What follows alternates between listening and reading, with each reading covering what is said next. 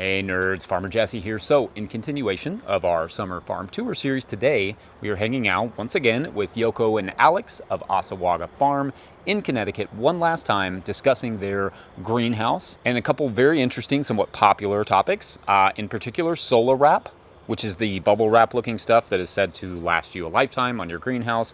And they also discuss the rocket heater they used, plus where they would and wouldn't recommend both of those things. Also, as a little bonus to this video, Yoko shows us some of their natural dye operation, which is very, very cool. One thing we wanted to mention is that if you've enjoyed this series with Assawaga, they did a really good seminar here that you can watch about composting and soil management. Otherwise, please consider supporting our work by picking up a copy of the Living Soil Handbook, where we dive deep into some of the technical details on no-till and living soil practices like theirs. And when you pick it up at no-tillgrowers.com, the proceeds go to doing things like sending Jackson, my partner at no-tillgrowers.com, up to film some of the best no-till farms in the country, and then share that with you. So check that out. Otherwise, enough from me. Let's get to it with Yoko and Alex of Assawaga Farm.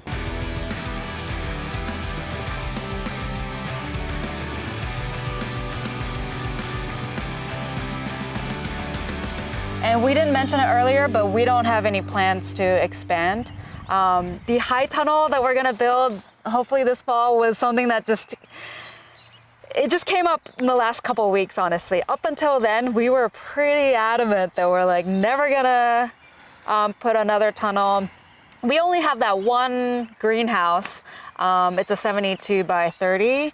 And we love growing outdoors, and we really haven't felt like the need really to have to build another high tunnel. But this spring has just been so unusual. It's been really cool. The nights have been really cold. Things are growing really slowly.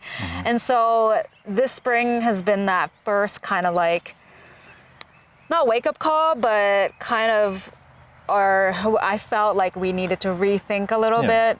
Well, no, we need to have more control, especially over the spring things. Every year is so extreme now. It's crazy. 3 years ago was a historic drought. 2 years ago, it rained every day over the summer. Last year, it didn't rain for like three and a half months. This year, it's cloudy every day and we're in a drought. We've got the fire, the smoke drifting down from Canada. We're still like 72 degrees during the day.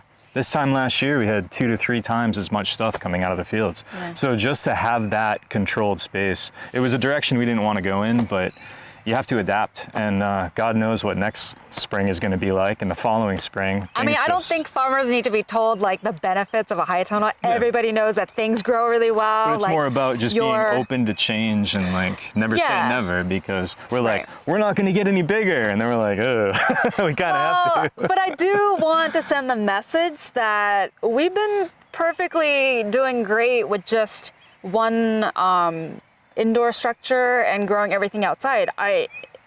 We grow all the way up until Thanksgiving. We, double, triple cover if we need to, but things grow.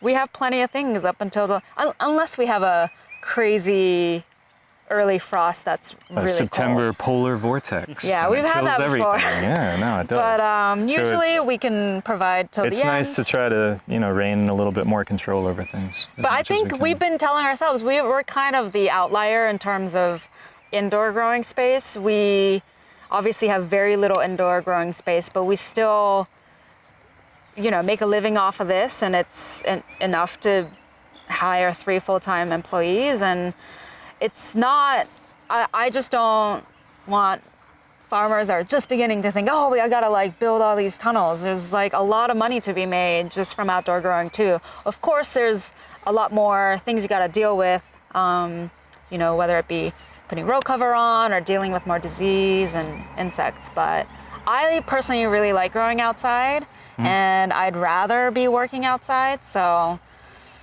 yeah, that's how it's been so far, but we'll have another tunnel soon. It was a idealistic thing. I think we didn't want to use fossil fuels. It was a bit cheaper at the time. It was something that not a lot of people are doing, and it was something we could build ourselves. And we had adapted it so that it had like a gravity feed hopper that would feed wood pellets. And, you'd get like a 6 to 8 hour burn time on a bag of pellets. But it was also, it could be unpredictable.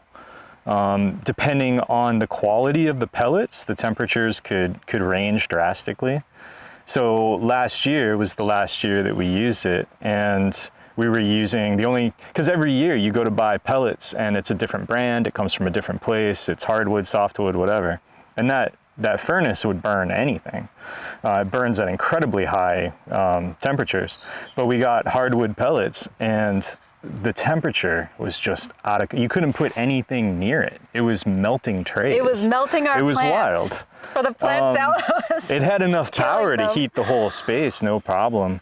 But I'd have to get up and check on it at night, and it's only a short time period, but our plant sale is so important to our business. It's such like an injection of money early in the season. We've built it, so this was our 6th annual, and we have people coming from all over, pre-ordering, coming on the day of. It's a huge event, and we just need it to be, it just needs, we need a thermostat, man. We just need to be able to set it and go to sleep.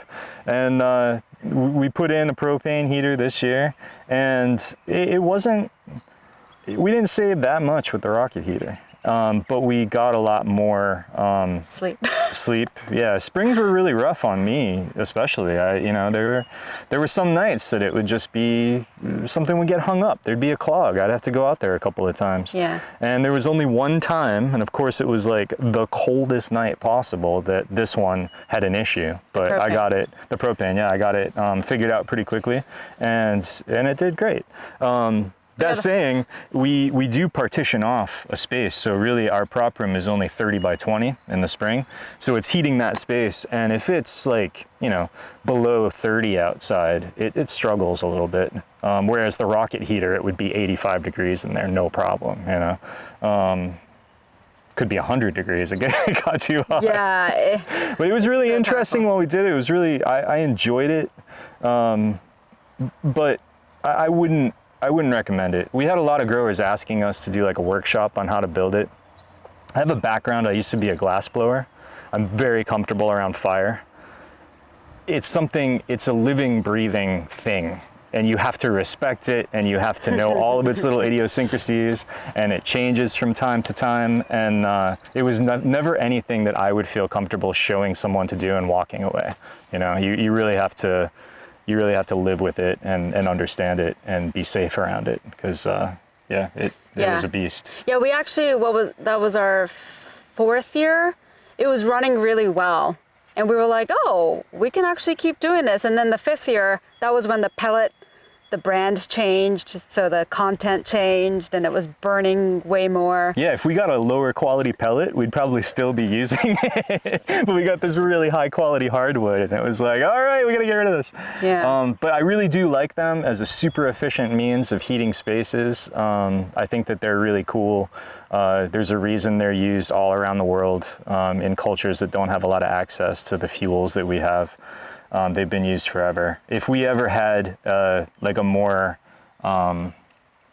casual greenhouse, if we weren't relying on it for so much of it, I'd totally build it again. I'm sure that it'll find a place somewhere else for something else, but not for something that the business relies on so heavily. Mm-hmm. Yeah. No solar wrap. Yeah, I don't think the other tunnel will be solar wrap. Well, it just needs to be tight. You can't get it tight with a solar wrap. You just can't avoid all the tiny little holes that it creates where the, the bars meet. They're only 4 foot or 6 foot pieces, and it's for your bow length. So you're screwing down an extrusion, and then you're sliding it into that extrusion. So it's nice because if you ever had an issue with one piece, you don't have to recover the whole house. You just pull it out. There's a lot of pros and cons, Yeah, the pros don't have to inflate it. The biggest reason why we went with that is because we didn't want to create a lot of waste, trash. Plastic waste. Yeah. So, with a regular high tunnel, you have to switch the skin every 4 or 5 years, and that's a ton of trash that goes to the landfill. And so that was our biggest like motivation behind getting the solar wrap. I mean, the solar wrap is supposed to last for decades, so yeah. Yeah, it'll probably last the entire time we're farming, and maybe longer. We never have to worry about it in a storm. We have 75-mile-per-hour winds. It's fine. We never have to worry about it. There's never going to be an instance where we're out there with a razor blade cutting it to save our house or anything like that. It's super strong. I mean, the company has videos of people walking along the ridge line just on the solar wrap. I like it for the roof and the end walls. I like the end walls a lot. We also have it for the roll-up curtain, and we're gonna replace that next year. It's too heavy, it's too bulky. Yeah. We burned out the first set of cranks that we got. They just couldn't handle it. It does have a high insulation factor, talking about plastics. We have sealed up a lot of the holes. So if you're having like a positive pressure heating inside, like the rocket stove, it was pulling outside air and the stove was inside. So it was just nothing but heat it was putting out. And that was great. But yeah, it's very difficult to seal everything because you've only got those 4-foot segments. I think once we replace the roll-up sides, I'm gonna be fine with it, you know? Yeah, yeah, that's true. It's an initial investment, but honestly, we would have had to recover this already once and it would have paid for itself. So maybe on a smaller house. We did have somebody reach out to us asking how we did it, and they put up a smaller tunnel using solar wrap, and their experience was very good, positive. But on a bigger tunnel, it's a pain in the butt. Yeah, I think we were also looking at it from back then. We didn't think we were going to have any employees. So if we had to reskin a greenhouse or a high tunnel, then we'd have to, ask our friends to come on a day and help us. So back then we were like, oh, if we get this, we don't ever have to recover it. So don't have to have the labor for it either. So I don't regret it. You know, I think once we replace the roll-up sides, I think it'll be great. There's just a few things that you want to do, you know, when you're building it. Like we didn't leave enough excess of those side, the top, The covering, yeah. the cover. So that makes me a little nervous because there's a few that have like stretched back, like.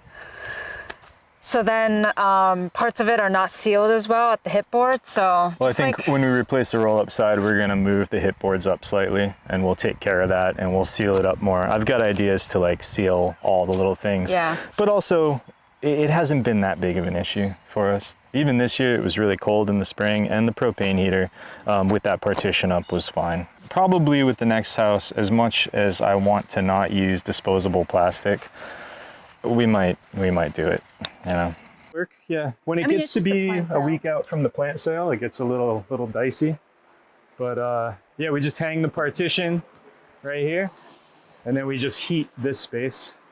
And it's only a week or two out from the plant sale that we're using the floor, all the tables, we're putting stuff in between the rows here.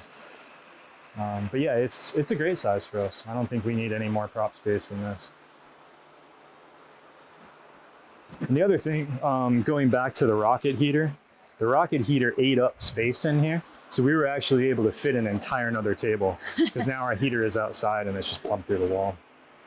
Yeah, that alone like makes So we sense. did have a lot more space in here actually this spring.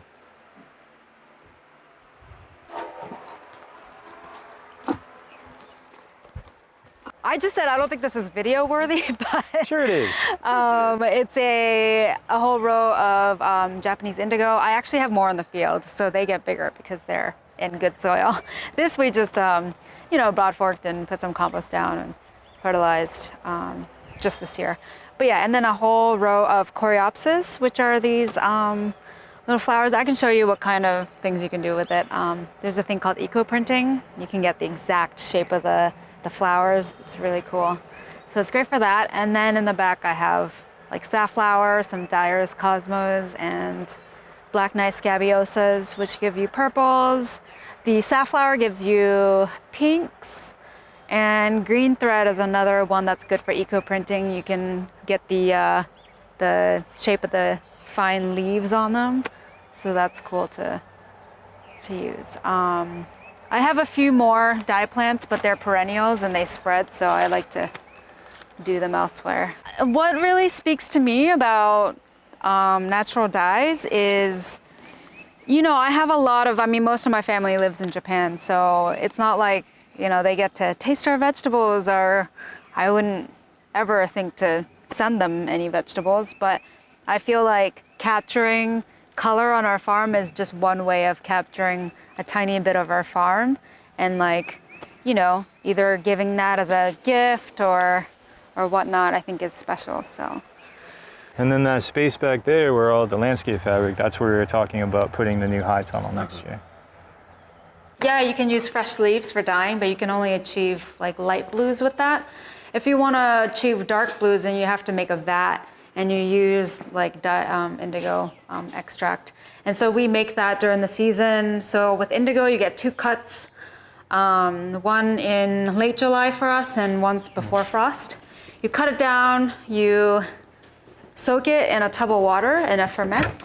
And depending on how hot it is, the daytime temperature, it can be as quick as a day that it's done fermenting. And then you take the leaves out, and then you add some calcium hydroxide to the water and then aerate it. And then the indigo pigment starts to drop to the bottom and settle. And then you decant, and then you're left with a powder, indigo powder, that you can use over the winter. So this is an indigo piece that I did over the winter.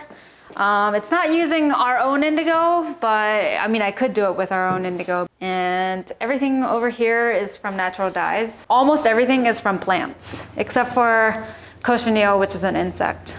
But that would be the reds over there is the cochineal, but everything else is plants, which is amazing.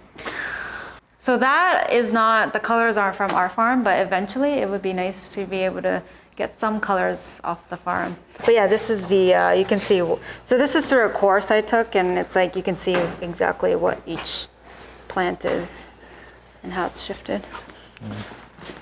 She was doing color studies this winter. So this is not the clearest eco print because this was my first ever piece, and it did like a crazy little shift, which I don't think I can recreate again. So that's why this is a really special piece. Happy accident. But if it all goes well, it's like a, you know, you get like a nice crisp outline of the flowers. So that's called eco printing. So those are mostly coreopsis? Yeah, this is using our marigolds, this yellow. This is just marigold flowers, either yellow or orange. And then this is a like shibori method, where you don't allow the color to get it seep into that spot. So you just fold it in such a way and put a round, you know, wood block on it and clamp it down so that the dye can't go in there. And this is just another like marigold flower. This is called bundle dyeing. So you just place some flowers on here, you roll it up, and you get like some flower little patterns there. And I shifted this middle part with iron, so created like a cool color.